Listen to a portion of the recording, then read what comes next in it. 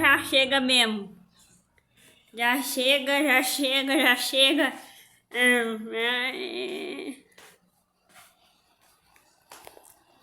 Um apertinho. Como funcionário da Playtime Company, você finalmente volta para a fábrica muitos anos depois que todo mundo desapareceu. Caraca, olha esse bonequinho aí. Que bizarro, né? Bizarro, meu. Eu não sei se eu tô com medo dele ou se eu tô...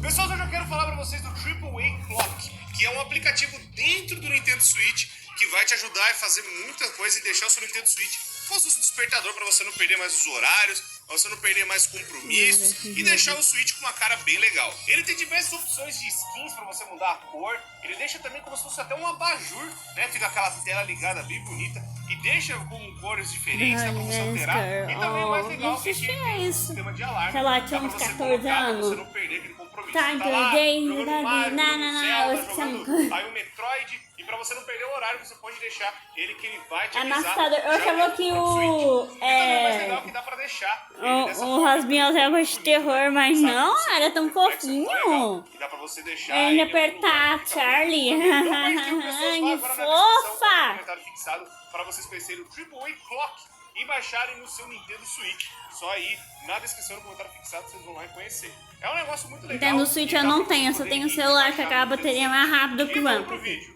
Hoje vai ser um dia em que vocês vão voltar no tempo comigo. Pessoas, quero mostrar pra vocês a história de Poppy Playtime. Eu me apaixonei pelo jogo da primeira vez que eu vi e eu quero contar pra vocês tudo o que tá acontecendo, pois é um jogo muito bom. Eu já até joguei no canal, mas hoje eu quero explicar o universo de Poppy Playtime. O que tá acontecendo, o que vai acontecer, o que podemos esperar no segundo capítulo desse jogo que parece uma mistura de Panic Machine com Walton Files e Five Nights at Freddy's. Bom, pessoas, muito obrigado já por estarem assistindo. Deixa o gostei, se inscreve no canal, ativa o sino pra vocês não perderem mais nada. O Rafael tem um palhaço também, que eu sabe. Vocês não vão se arrepender. Então vamos lá, pessoas. Sente-se, acomode-se. É que não... história. E que também... E dando mais algumas teorias. Parece Panic Machine, porque você tem que pegar as fitas pra saber o que aconteceu com os funcionários. Uma vez a minha amiga Aline falou assim que jogou bem. Eu fiquei, o quê, menino? Menino, esse bicho aqui não é de Deus, não. Já não é de Deus, não. Já é inimigo do Mickey. As pessoas ficam aparecendo.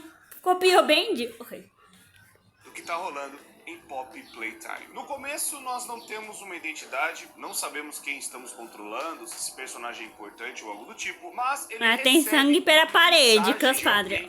Reza a Deus. Playtime Company. Muito provavelmente o nosso protagonista é um ex-funcionário ou alguém muito interessado em um mistério que está rolando dentro de uma das maiores fábricas de brinquedos dos Estados Unidos. Ele recebe então uma carta e uma fita cassete. Na carta está escrito: todo mundo acha que toda a equipe desapareceu 10 anos atrás, mas nós ainda estamos aqui, encontre a Flor. E ele recebe essa carta do correio e tem essa fita cassete, que é a fita que é mostrada logo no começo do jogo, que é como se fosse um comercial de uma bonequinha que seria muito inteligente, muito além da sua época, e seria a grande marca dessa Playtime Company, e que ela poderia falar com uma criança. É a maior boneca já inventada, que ela pode realmente responder uma criança, e ela até dá alguns indícios onde, como posso dizer, ela seria até uma garota de verdade. E dentro desse comercial também está anunciando que a fábrica está abrindo para visitas, onde as pessoas podem ir lá e ver como esses lindos bonecos e brinquedos que são distribuídos na América não é na onde que é lindo esse negócio. Muita gente acabou entrando na fábrica e talvez alguma pessoa ou outra possa ter desaparecido. E aqui uma das coisas mais interessantes é que dentro da fábrica vão ter fitas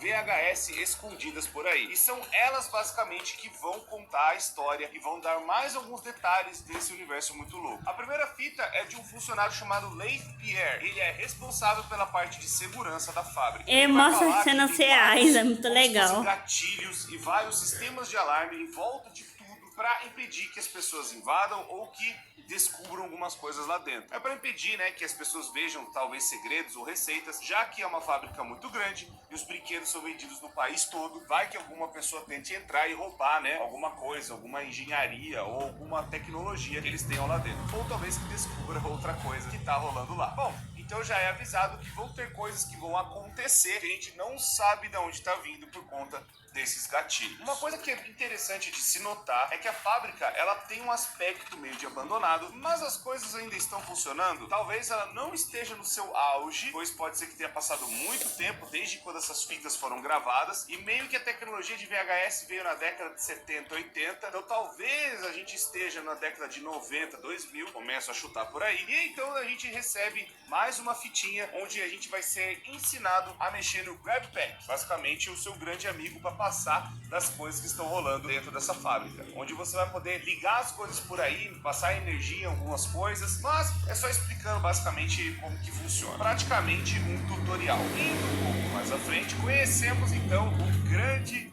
boneco que é a capa do Pop Playtime, pelo menos no primeiro capítulo, que é o Huggy Wuggy. Ele é um boneco feito para te abraçar até que você, vamos pôr, exploda, né? Ou saia, por sua cabeça exploda. Ele é um bonequinho feito para abraçar as pessoas e tem uma coisa muito interessante. Ele foi feito em 1984, o que confirma mais ou menos a época quando foram feitas as fitas VHS. Pode ser feito nessa época, década de 80 e por aí vai. E o mais interessante é que nós temos um nome de quem é o dono da empresa, que chama Elliot Ludwig, que é muito provavelmente o dono, fundador da Playtime Company, e ele fez vários designs de vários bonequinhos, vários brinquedos na América toda. E o mais interessante é que ele tem um processo onde ele usa 4 etapas na hora de criar um boneco. A gente não sabe que etapas são essas, a gente não sabe o que ele faz dessas etapas, mas é interessante que esse boneco é o grande sucesso dessa companhia até então, pelo menos em 1984. Pelo que dá a entender, esse é um boneco de pelúcia que nos anos 80 era muito conhecido, os bonecos de pelúcia mesmo. A Pop Playtime, né, melhor dizendo, a Pop mesmo, ela parece uma boneca de cerâmica ou aquelas bonecas de porcelana que são mais antigas. Pode ser então que a Pop seria a primeira e esses Huggy Wuggy seriam outra coisa vindo depois. A gente não sabe ainda, a gente tem que ligar a energia do lugar porque as coisas estão começando a encaixar o que está acontecendo. Restaurando a energia, acontece algo um pouco complicado. O Huggy Wuggy grandão, ele desaparece sem deixar vestígios, a gente não sabe pra onde ele foi, a gente sabe que o bicho agora tá solto no mundo. Então, já dá a entender que realmente os brinquedos têm alguma coisa bizarra neles. Pode ser que eles tenham passado por alguma experiência ou estejam usando eles para alguma outra coisa. E depois a gente tá dentro de um armazém. É como se fosse a parte de organização dos bonecos que estão dentro desta empresa. E ali a gente tem uma fita e vamos ver como se fossem 2 funcionários conversando. Um deles se chama Rich e o outro a gente não sabe o nome. Mas a conversa basicamente dos dois é que eles trabalham nessa empresa, mas ela tem alguns problemas na gerência. Começa a dar umas pistas aí do PN de Machine, né? Que as empresas, os donos são atacados. E aqui não é tão diferente. A empresa é uma bagunça, é socada de caixa pra tudo que é lado. E eles estão procurando os Huggy Wuggy pra justamente entregar pra um orfanato. A gente não sabe ainda mais desse orfanato, vai ter uns detalhes mais pra frente, mas tá falando Palma de Neverland chegando aí, pessoal. Uma parte de caridade para entregar a, sabe, instituições. Eu que falei isso, mas não desse jeito. Feliz. Parece bonitinho falando pra vocês, mas eu começo a suspeitar que talvez eles estejam usando esse orfanato pra alguma outra coisa. Mas o mais importante também é que, além de estar uma bagunça, eles meio que não têm uma safadeza do coordenação povo. bem feita. Eles meio que deixam tudo na bagunça e talvez os seus superiores não sejam tão competentes assim. Depois, pegando mais a outra parte do braço, você vai avançando Beijo e e tchau vendo mais para a coisas parte que 2. tá andando por aí.